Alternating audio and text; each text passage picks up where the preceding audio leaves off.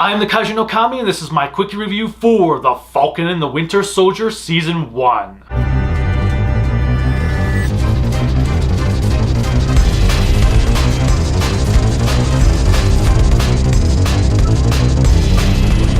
This is America.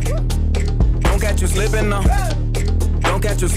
The Falcon and the Winter Soldier kicks off 6 months after the events of Endgame, so if you don't know what happened in Avengers Endgame, you're probably going to be a bit lost, though they kind of make it clear of what happened, so if you didn't, you should be fine, but why would you watch these shows if you've not watched the movies anyway? 6 months have passed. Sam is trying to decide what to do with the Captain America shield that Steve had left him. He gives it to the government, who decides, oh, well, we're going to create our own new Captain America, and they bring out John Walker, who, if you know him from the comics, he's US agent in the comics. He becomes America's new Captain America. Bucky is trying to mend for what he did as the Winter Soldier. He has to go see a psychiatrist all the time and has a book where he's got all these names that he's trying to make amends to, but he doesn't really want to do this stuff. He's just being forced to. It's a prerequisite for all the crimes he committed as the Winter Soldier when he was under Hydra. We've got this group of terrorists called the Flag Smashers who are trying to be like these revolutionaries fighting for a cause, whatever it takes, to stop people who were displaced by the blip from being put back into society or something.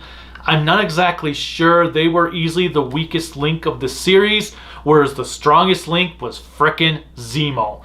Oh my god, they more than made up for what they did with Zemo in Civil War. I was disappointed with how Zemo turned out. He never wore a mask and all this stuff, whereas here they rectified that immensely and I loved it.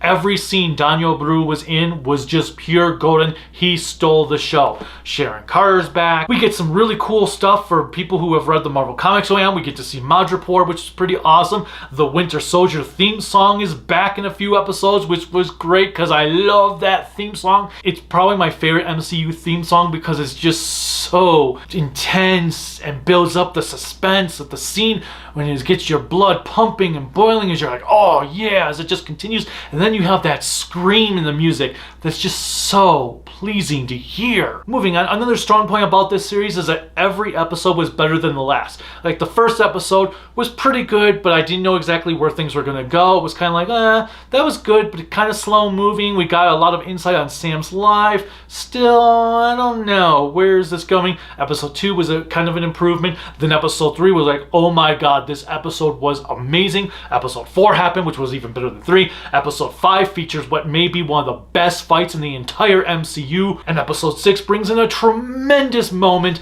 that is badass and amazing and well deserved. I don't want to say what it is in case you haven't read the comics and you don't know where it goes. If you have read the comics, you probably can already tell what I'm talking about. If you haven't seen the show, the costume is great and maybe the best MCU costume from comic book transitions to date. I just loved it. There is a lot of great social commentary done in the show without making it feel like they're forcing it down your throats with a plunger like Doctor Who has done and the more recent Twilight Zone series has done. Everything about the show was just spectacular from start to finish. Sans the Flag Smashers, because as I said, they were the weakest link. You can kind of understand their motivations and why Brave was leading them, but in the long run, I don't think it really worked out well. The payoff for what happened just didn't feel like it was worth dealing with them. I really felt that they were just going to be a bait and switch, that they were just there to streamline something for something bigger to happen, which did not happen. There were a lot of surprises and I'm curious to see, because apparently there was a character that appeared in the show that was first supposed to appear in Black Widow,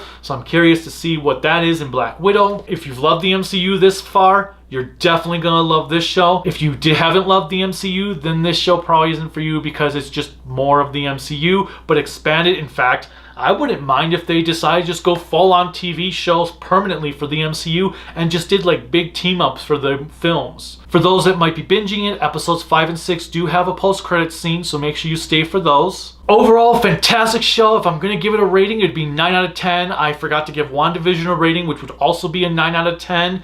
And I hope that Disney brings these out to 4K Blu-ray sooner rather than later, because I will definitely be buying them. What did you think of The Falcon and the Winter Soldier if you have watched it? Let me know in the comments. Click like, subscribe, the bell notification, whatever else YouTube has you clicking in to support me. You can support me on Patreon at Kaiju no Kami, Facebook Kaiju no Kami, Instagram Kaiju no Kami, Twitter Kaiju no Kami, Discord Kaiju no Kami, and my website creativitybydesignllc.com. Until next time, bye.